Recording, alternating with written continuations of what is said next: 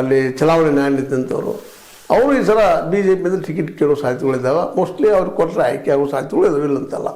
Local ಏನು ಇದಿದ್ದಾರೆ ಬಾಗಲಕೋಟೆ ನಗರದ ವಿಶೇಷವಾಗಿ ಅವರ ಬಾಗಲಕೋಟೆಯಾಗ ಹೆಚ್ಚಿಗೆ ಲಿಂಗಾಯತ ಮಟ್ಟಿ ಪ್ರಭಾವ ಹೆಚ್ಚಿರೋದ್ರಿಂದ ಚರಂತಿ ಮಠರು ಇವ್ರಿಗೂ ಒಂದಿಷ್ಟು ಹೋಪ್ಸ್ ಇರೋದ್ರಿಂದ ವೀರಣ್ಣಗೆ ಕೊಡಬಹುದು ಟಿಕೆಟ್ ಸಿಗುವ ಸಾಧ್ಯತೆ ಹೆಚ್ಚಿದ್ದಾವೆ ಅಂತೇಳಿ. ಇನ್ನು ಈ ಹಿಂದೆ ಪಕ್ಷೇತರ ನಿಂತಿದ್ರು ನಮ್ಮ ವೀರಣ್ಣ ಚರಂತಿ ಮಠರು ಆಳದಾಗ 10,000 ಓಟ್ ಪಡ್ಕೊಂಡು ಬಿ ಜೆ ಪಿ ಸೋರಿ ಕಾರಣರಾಗಿದ್ದರು ಅವರ. ಈ ಸಲ ಅವರಿಗೂ ಕೊಡುವ ಸಾಧ್ಯತೆಗಳು ಹೆಚ್ಚಿದಾವೆ. ಯಾಕಂದ್ರೆ ಒಂದು ವೇಳೆ ಅವ್ರು ಬಿಟ್ಟು ಬೇರೆ ಕೊಟ್ಟರೆ ತೊಂದರೆ ಆಗ್ತದೆ ಅನ್ನುವಂಥ ಕೆಲಸಗಳದಾವೆ. ಈಗಂತೂ ವಿಧಾನ ಪರಿಷತ್ ಸದಸ್ಯ PH ಪೂಜಾರ್ ಮತ್ತು ಚರಂತಿ ಮಠ್ ಇವರಿಬ್ಬರು ಬಿ ಜೆ ಪಿ ಟಿಕೆಟ್ಗಾಗಿ ಫೈಟ್ ಮಾಡ್ತಾ ಇದ್ದಾರೆ. ಆದರೆ ಕಾಂಗ್ರೆಸ್ನಂತೆ ಮೀಟಿ ಅವ್ರ ಗ್ಯಾರಂಟಿ ಅನ್ನುವಂಥದ್ದು ಮಾತದ. ಇನ್ನೇನು ಬಿ ಜೆ ಪಿಯ ಒಡಕಿನಿಂದ ಇವ್ರಿಗೆ ಲಾಭ ಆಗ್ಬೋದೇನೋ ಕಾಂಗ್ರೆಸ್ಸಿಗೆ. ಒಂದು ವೇಳೆ ಎಲ್ಲರೂ ಒಂದಾಗಿ ಒಗ್ಗಟ್ಟಿನಿಂದ ಚರಂತಿ ಮಠ ಬೆನ್ನ ಹತ್ತಿದ್ರೆ ಮೋಸ್ಟ್ ಪ್ರಾಬಬ್ಲಿ ಮೀಟಿ ಅವರ ಮಗಳಾಗಿರ್ಬೋದು, ಗಂಡು ಮಕ್ಕಳಾಗಿರ್ಬೋದು ಸೋಲ್ಬೋದು.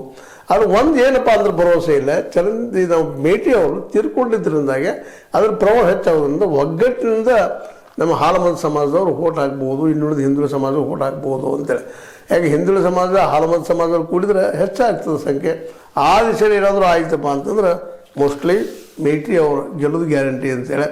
ಆದ್ರೆ ವೀರಣ್ಣ ಚರಂತಿ ಮಠ ಅದು ಸಹಿತ ಬಾಗಲಕೋಟೆಯಲ್ಲಿ ಭಾಳಷ್ಟು ಎಲ್ಲರಿಗೂ ಬೇಕಾದಂಥ ವ್ಯಕ್ತಿ.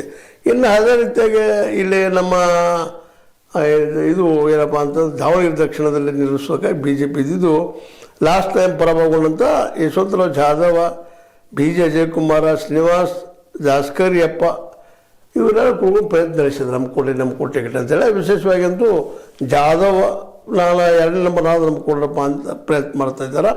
ಆದರೆ ಮಾಜಿ ಸಚಿವ GM ಸಿದ್ದೇಶ್ವರ ಪುತ್ರ GS ಅನಿತ್ ಕುಮಾರ್ ಅವರು ನಮ್ಮದು ಒಂದು ಕೊಡ್ರಪ್ಪ ನಮಗ ಬಿ ಜೆ ಪಿಯಿಂದ ಅನ್ನುವಂಥ ಮಾತು ಬರ್ತಾ ಇದೆ. ಮುಂದೆ ಅದೇ ಕಾಲಕ್ಕೆ ವಿನಯ್ ಕುಮಾರ್ ಅಂತೇಳಿ ಇನ್ನೊಬ್ಬರು ಇದ್ದಾರೆ, ಇನ್ಸೈಟ್ IAS ಸಂಸ್ಥೆ ಸಂಸ್ಥಾಪಕ. ಅವರು ಟಿಕೆಟ್ ಸಿಕ್ಕರು ಏನು ಆಶ್ಚರ್ಯ ಪಡಬೇಕಾಗಿಲ್ಲ. ಆದರೆ ಇವ್ರಿಗೆ ಎಷ್ಟು ಮಟ್ಟಿಗೆ